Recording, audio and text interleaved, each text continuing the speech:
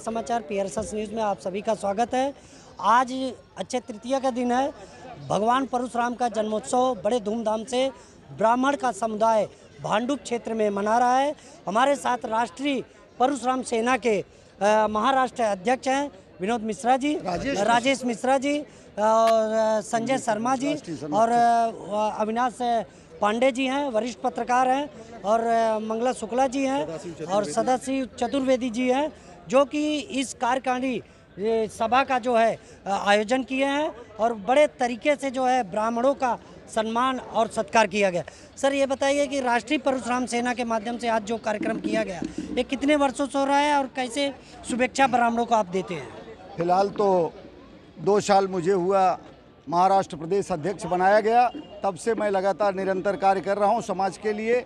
और अभी इसी कड़ी में संजय शर्मा जी, वरिष्ठ समाज सेवी, भारतीय जनता पार्टी के नेता, अभी साथ में जुड़े और पूरी तरह से साथ दिए और पूर्णतया लोगों का जुड़ाव साथ में रहा। काफ़ी अच्छा प्रोग्राम हुआ और सदैव हम लोग ब्राह्मण समाज के लिए लड़ते रहेंगे और अपने समाज से जब भी फुर्सत मिलेगी सर्व समाज के लिए भी कार्य करते रहेंगे, इसमें कोई संदेह नहीं है। हम लोग सदैव भगवान परशुराम जी के बताए हुए पद चिन्हों पर चलने का कार्य करते रहेंगे। जय जय श्री परशुराम। और हमारे साथियों से शर्मा जी, आप बताएंगे कि ये जो आयोजन किया गया, बड़ी संख्या में ब्राह्मण यहाँ देखे गए आपके साथ, कितने सालों से आप कर रहे हैं और इस कार्यक्रम का उद्देश्य आगे चल के ब्राह्मणों के हित में क्या होगा? मैं सिर्फ इतना ही कहूँगा कि विगत 2 वर्षों से महाराष्ट्र में जब परशुराम सेना की नींव डाली गई और राजेश मिश्रा को परशुराम सेना का महाराष्ट्र अध्यक्ष बनाया गया, उसके बाद ये दूसरा कार्यक्रम है और कार्यक्रम हम सभी लोग मिलकर ब्राह्मणों को जोड़ने का काम कर रहे हैं। कहीं ना कहीं जो ब्राह्मणों को एक साथ जोड़ने का काम है, कहीं ना कहीं जो दिल में पीड़ा है, उस दिल की पीड़ा को आज लोगों ने समझा और काफ़ी बड़े पैमाने पे लोग यहाँ एकत्रित हुए। चाहे वो किसी भी पार्टी के हो, शिवसेना के भी हमारे जो ब्राह्मण समाज के हैं वो भी आए, बीजेपी के भी आए, कांग्रेस के भी आए, हर पार्टी के ब्राह्मण समाज के लोग यहाँ उपस्थित रहें। मैं सभी को बहुत बहुत धन्यवाद देता हूँ।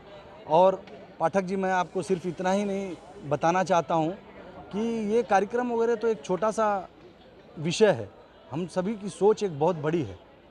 बड़ी ये है कि कार्यक्रम करने से किसी ब्राह्मण समाज का उत्थान नहीं होता है, हमें ब्राह्मण समाज के उत्थान के लिए काम करना है। कोई ब्राह्मण बच्चा हम लोगों के नज़र में ऐसा ना हो जो शिक्षा से परे रह जाए, कोई ऐसा ब्राह्मण परिवार नहीं है जो हॉस्पिटल में एडमिट है और उसको दवा ना हो पाए। ऐसे बहुत सारे चीज़ हम लोगों ने सोच रखे हैं और सब करने का हमारी पूरी टीम और हम सभी लोग प्रयास करेंगे और आने वाले समय में ब्राह्मण समाज को एक साथ जोड़ने का, एक सूत्र में बांधने का पूरा काम करेंगे।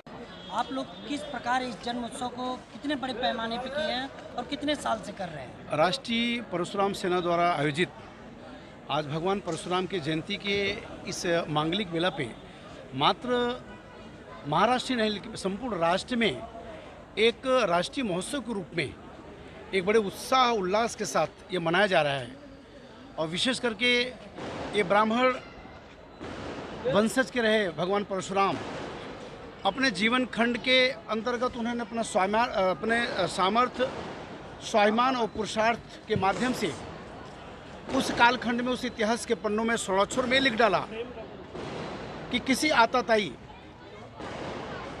इस सनातन धर्म को मिटाने का काम जिस वंशज ने किया, उसको 13 बार उन्होंने विनाश किया, उन आताताइयों को। ये भगवान श्रद्धेय श्री परशुराम जी का इतिहास रहा। अब आज इस राष्ट्रीय परशुराम सेना का कार्यक्रम करके भांडुप के परिसर में ये तमाम हमारे बंधु बांधव, विशेष करके राजेश जी, संजय शर्मा जी, बाबुलनाथ दुबे और आदरणीय श्री शुक्ला जी, सुनील दुबे जी, तमाम शिष्टमंडल के लोगों ने इनके जहन के अंदर का तुमने वंशज के प्रति ये जो भाव जागा, ये संदेश है वर्तमान में कि ब्राह्मण एक ऐसा समाज है, ब्राह्मण एक ऐसा मार्गदर्शक है, संपूर्ण इस जीव प्राणी जगत का मार्गदर्शक। यदि ब्राह्मण नहीं होता तो भगवान श्रद्धेय श्री गोस्वामी तुलसीदास जी ने जीवन शैली को जीने के लिए इतना बड़ा पवित्र ग्रंथ रच डाले, जिसका इतिहास आज दिन तक भी जिसका चरित्र बना रहा, उसका नाम रहा रामचरितमानस। अगर वेदक व्यास नहीं होते तो भागवत गीता कैसे लिखी जाती। इतना तक ही नहीं, ब्राह्मण समाज मूल का ही एक प्रखंड विद्वान, जिन्होंने विदूषी आवास में, जो कि इस भारत रत्न की उपाधि लेने के लिए संपूर्ण जगत में जिस ढंग से अपने अपने जात समुदाय के नेताओं के लिए कहीं कहीं मोर्चाबंदी करते हैं, कहीं आंदोलन करते हैं कि हमारे नेता को भारत रत्न दिया जाए, लेकिन इतिहास के पन्नों में स्वराक्षरों में हमेशा हमेशा के लिए लिखा जाएगा कि एक ऐसा ब्राह्मण जो उनको खुद को मदहोश, उनको नहीं ज्ञान है, शुष्क अवस्था में अगर भारत रत्न जैसा उपाधि जिनके चरणों को चूमी, वो एक में परम श्रद्धेय श्री माननीय अटल बिहारी वाजपेयी थी, भारत रत्न उनके चरणों को चूमी। ये ब्राह्मण का अस्तित्व है। इस बात के इतिहास है, चाणक्य को अगर देखा जाए तो इस ब्राह्मण को नाराज करके हम किसी राज्य को समाहित कर सकते हैं, नष्ट भ्रष्ट कर सकते हैं। ये ब्राह्मण का अस्तित्व है। आज श्रद्धेय श्री परशुराम जी को देखा जाए तो परशुराम जैसे इतिहास के पन्नों में देखा जाए तो मैंने बताया कि किसी वंशज के प्रणाली को मद्देनजर रखते हुए उन्होंने 13 बार उस वंशज का विनाश किया, आताताइयों के करार। आज परशुराम जयंती के शुभ अवसर पर इतना ही मैं आपके माध्यम से संदेश देना चाहूँगा कि ब्राह्मण अस्तित्व कभी नहीं मिट सकता। यह जग जब तक रहेगा, यह सूरज चाँद रहेंगे तब तक ब्राह्मण का अस्तित्व रहेगा। और इस बात वर्तमान में राजनीतिक और सामाजिक और आताताइयों के इस पलटते काया पलट के बीच जो इलाहाबाद के परिसर और पार्श्वभूमि हुआ, उस संगम के तट पर जमी पे रह के लोग कलकों में कयाम करते हैं, कटा के उंगली शहीदों में नाम करते हैं। यदि बिहार से किसी आताताइयों के मारने के बाद या मरने के बाद अगर उसको शहीदों का नाम जिंदाबाद करेंगे तो उस वक्त परशुराम वंशज का एक व्यक्ति लौलेश तिवारी पैदा होगा, इसमें कोई संदेह नहीं। यही मैं संदेश देना चाहता हूँ इसके लिए। भैया एक और पूछना चाहेंगे कि आज की राजनीति में पिछले सरकार में 4 राज्यों में हारी थी, उसके बाद जो है सवर्णों को एक आरक्षण दिया गया। क्या अभी जो आपका कार्यक्रम है, भगवान परशुराम का मंदिर कहाँ कहाँ बनना चाहिए, वो कुछ आप लोगों ने तय किया है? भगवान परशुराम का मंदिर संपूर्ण जगत में बनना चाहिए और जिन जिन देशों या प्रदेशों विशेष करके ब्राह्मण समाज के तरफ अगर उंगली उठाई गई तो उसकी उंगली की दशा दिशा बदल गई। उदाहरण देख लीजिए, उत्तर प्रदेश की धरती, बसपा ने ब्राह्मणों का आशीर्वाद लेकर के चलना सीखी, उसकी सरकार बनी। सपा ने सोचा, उसकी सरकार बनी।